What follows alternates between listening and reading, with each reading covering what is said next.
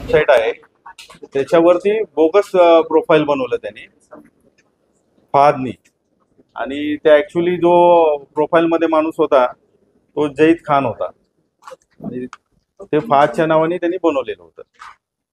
कशा प्रकारे तो बायकांना फसवतो?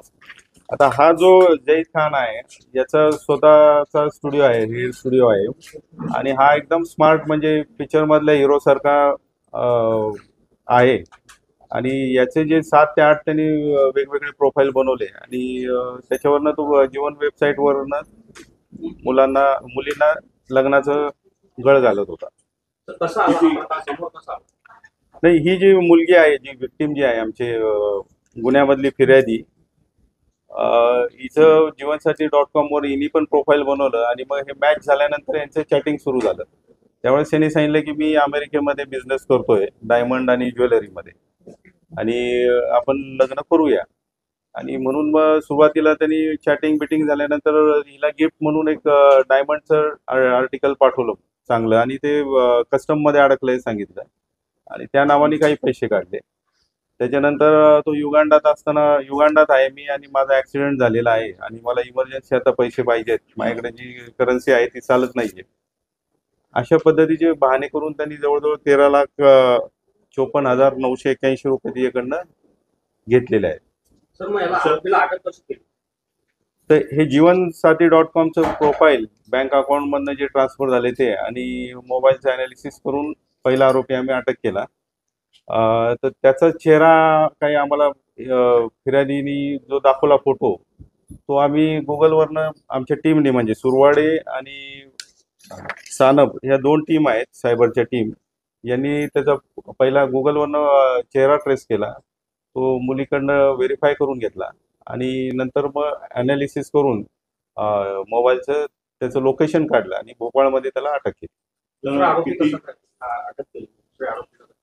तर हा जो पहिला आरोपी अटक झाला त्याच्यानंतर त्यांनी दुसऱ्या आरोपीबद्दल माहिती दिली, त्याच्याकडनं त्याचा फोटोही घेतला आणि त्याच्यानंतर आमची टीम गेली तिथं, वेषांतर करून 2-3 दिवस तिथं राहिले. त्याचं कॉल सेंटर असेल असा एक आमचा गेस होता आणि तो सुरवाड्यांचा जो गेस होता आमचे आयोग तो बरोबर निघाला आणि ते कॉल सेंटर पर्यंत पोहोचले, परंतु त्या दरम्यानच तो थारमधनं येत होता आणि त्या लक्षात आलं आपल्या ऑफिसमध्ये काहीतरी गडबड चालू आहे, पोलीस आलेले आहेत आणि त्यामुळे त्यांनी तिथून पळून जायचा प्रयत्न केला. तर आमच्या टीमनी जवळजवळ 5-6 किलोमीटर त्याच्या गाडीचा पाठलाग केला आणि मग त्याला पकडलेला आहे. नंतर जो आरोपी आहे दोघांना अटक केली त्याच्यानंतर मग त्यांच्याकडून किती मुद्देमाल हस्तगत केला आणि किती महिलांची फसवणूक केली आहे, टोटल अमाऊंट किती आहे?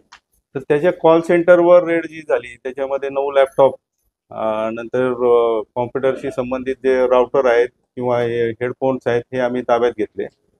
नंतर त्या मुलीचा जो फसवणूक झालेली रक्कम आहे ती रिकव्हर केलेली आहे आणि हा कॉल सेंटर चालवत होता. तसंच एक त्याची वेबसाईट आहे, एक चॅटिंग वेबसाईट आहे, त्याच्यामध्ये तो हनी ट्रॅप करतो चॅटिंग वेबसाईटने आणि हे जे जीवनसाथी.com वर बोगस प्रोफाईल बनवून मुलींना फसवतो.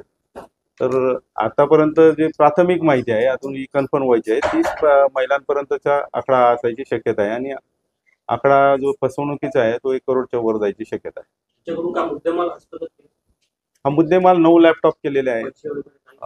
मुलीचे जे आमच्या फिर्यादीमध्ये जी मुलगी आहे तिचे पैसे रिकव्हर केलेले आहेत. बाकीचे कोण फिर्यादी आले अजून आलेले नाही आहेत, येतील तसे आम्ही पुढे कारवाई आणि याच्यामध्ये सगळ्यांमध्ये त्यांचा जे महिला आहेत महिलांची फसवणूक झाली त्यांच्यासाठी काय?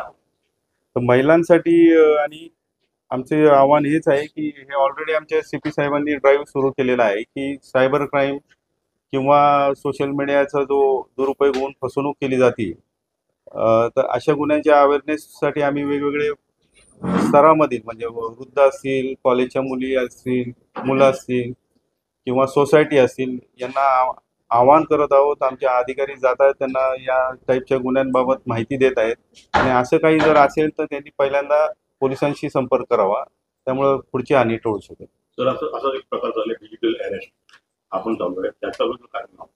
हा डिजिटल अरेस्ट याच्याबद्दल असं म्हणजे मी पोलीस दलाच्या वतीने सांगतो की डिजिटल अरेस्ट हा प्रकारच नाहीये.